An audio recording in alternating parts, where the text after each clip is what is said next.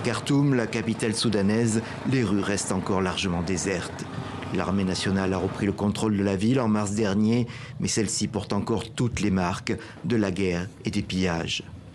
Pourtant, une profession s'active déjà, celle des serruriers ferronniers. Pour des propriétaires absents, ils tentent au moins de fermer les portes et portails des maisons mises à sac. Ils sont à l'extérieur du Soudan et nous demandent un numéro de téléphone pour envoyer leur adresse, une photo de la maison, la rue qui y mène. Et nous y allons selon leurs indications. Jusqu'à maintenant, nous avons travaillé sur 10 maisons, dont celle-ci. C'est grâce à Dieu que nous avons ce moyen d'existence. Beaucoup de serruriers travaillent, je ne suis pas le seul.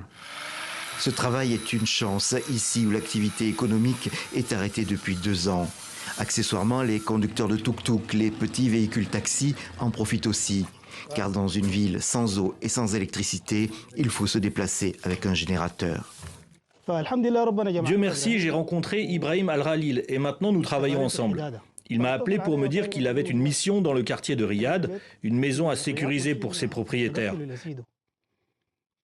Je suis parti avec lui tout de suite. Dès qu'il y a un boulot, il m'appelle et Dieu merci, nous gagnons notre vie et celle de nos familles grâce à ça. La frénésie de pillage des milices FSR n'a pas touché que les maisons particulières. Les boutiques aussi ont été systématiquement dévalisées. Le travail de Sami Joubara est de les fermer pour leurs propriétaires.